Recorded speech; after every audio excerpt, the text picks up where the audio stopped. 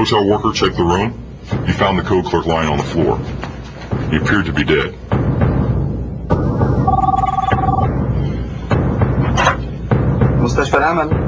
Then Officer Azim intercepted the emergency call from the hotel and assured them that an ambulance was on the way. Next, the officer telephoned the Iraqi embassy. Hello? And posing as the desk clerk, reported the emergency. He did this to ensure that an Iraqi official would be on scene to corroborate the code clerk's death.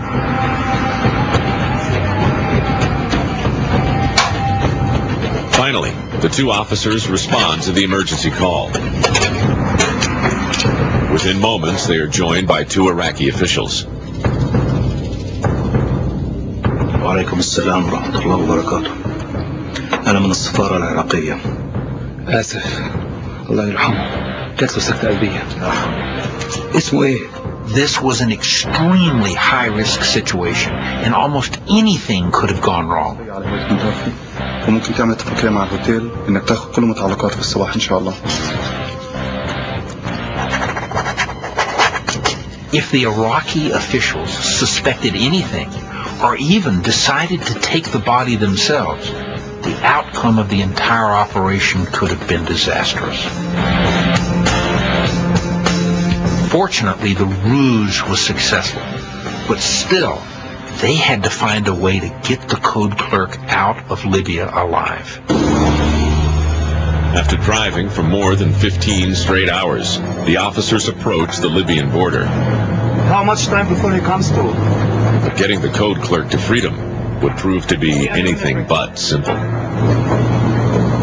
These officers had one last hurdle to overcome. They had to pass the checkpoint at the Libyan-Egyptian border.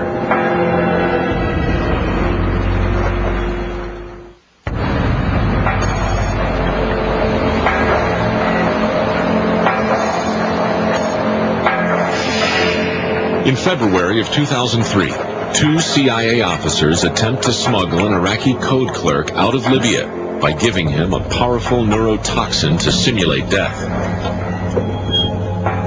The clerk has valuable intelligence on terrorist attacks against the United States.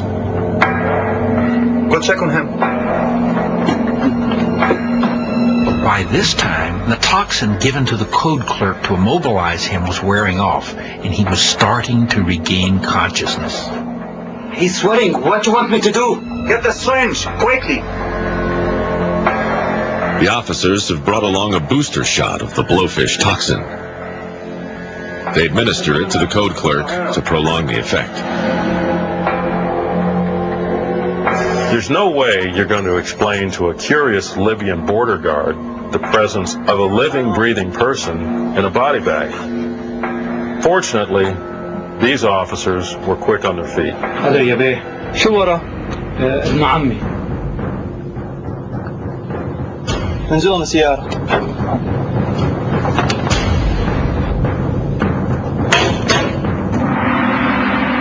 شو هاللهجة؟ شو هذا هو أيمانكم؟ يلا. These operations officers were prepared. They had conducted extensive contingency planning and had cover for action. In other words, they were able to explain who they are and what they were doing in a convincing manner.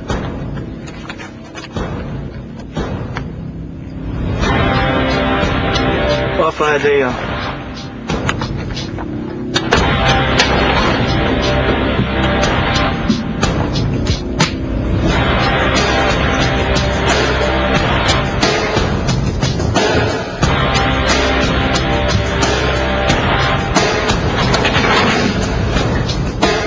شو حسبون هذا شهيد؟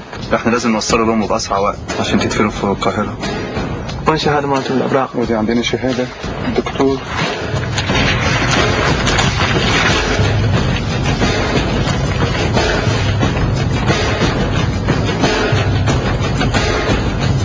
These officers deserve a great deal of credit. Through a carefully calculated series of lies, they not only escaped Libya, but they saved the life of the code clerk.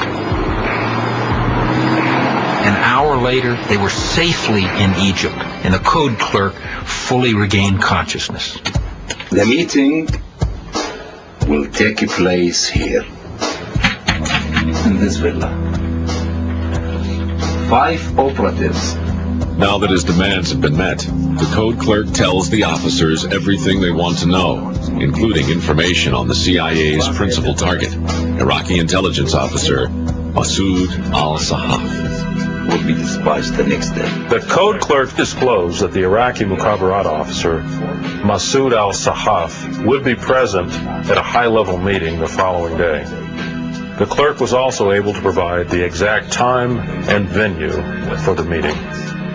Based on the intelligence provided by the code clerk, the President of the United States authorized a covert action codenamed Operation Rat Hole.